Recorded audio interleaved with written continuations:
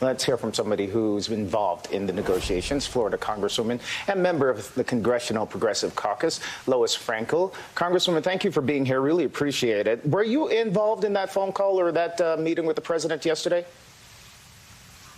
I was not in the room, but I was involved in lots of caucus meetings. And I want to start by saying this. Not one Republican is voting or planning to vote for what I believe is going to be one of the most monumental, transformational pieces of legislation that's going to take the stress off of especially working parents and our seniors.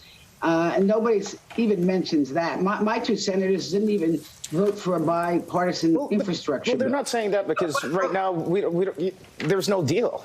Y'all don't have an agreement of any sort for the Republicans to even kind of look at, for the moderates to even look at. What's your number? We have that information on the screen of the Democrats' only plan. If we can pop it up. What's your top off number? And what would you take off of that plan in order to meet some people in the middle? Okay, well, I'm going to answer that question and just say there is no crisis here. And I agree with the president. There is no timetable. But let me tell you what's been most important that I've been working on as one of the co-chairs of the Women's Caucus. And that is lifting our children, lifting the workers in the care community. And so taking, as I said, the stress off of working families with making home care and child care more. I understand. Let me get you back to what's your, if you were negotiating right now as a progressive member, what would be your top number? What would be some things that you'd be able to say, listen, I will give that so that we can come to an agreement? I don't have a top number. I think what's important is to look at what are the issues, what are the programs we want in this package, and then add it up. That's where I would go and see where we can get it. I think our speaker gave an example. Maybe we're not going to fund something for 10 years. Maybe it's going to be for 5 years. But for me, it's very important that we have child care in there and family leave and home care, those kinds of things, universal pre-K, and, of course, dealing with climate change. For me, those are the top priorities. Okay. Congresswoman, a lot of heat has been put on Senators Manchin and Sinema. In fact, we spoke to voters in Arizona about what they have to say about their freshman senator. This is what some of them told our crew there.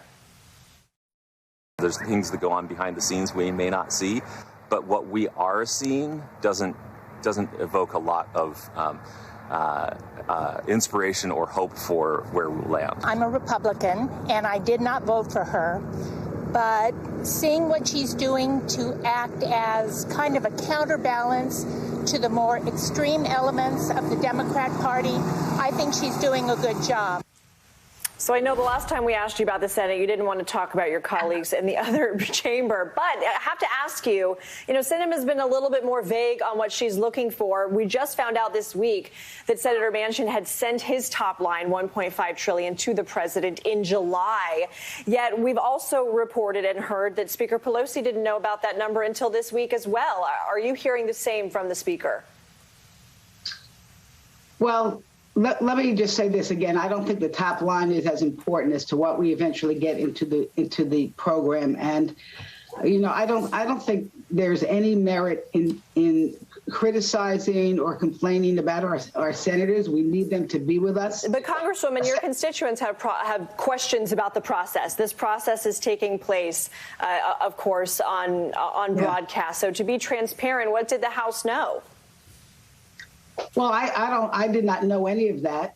And again, look, I think, sometimes you have a self-inflicted wound, and the self-inflicted wound, I think, was originally having a deadline to pass the infrastructure bill when we didn't need to have that. And then it got everybody all, in a tizzy about this. But the fact is, we didn't need a deadline, and we don't need a deadline, and we're working towards this. And as I think I told you last time we spoke, you got over, 300 people who were trying to get a meeting of the minds, and that just takes time. But I really feel confident that we can do it, and we are going to do something phenomenal, making child care and home care less costly, raising the wages of the care workers. So, Congressman, we have a lot of great things that we're going to do. Congressman, do you have some of your moderate colleagues in the House who had some stark words last night saying that they were deeply They found the actions that took place, you see them right there, deeply regrettable and profoundly disappointed.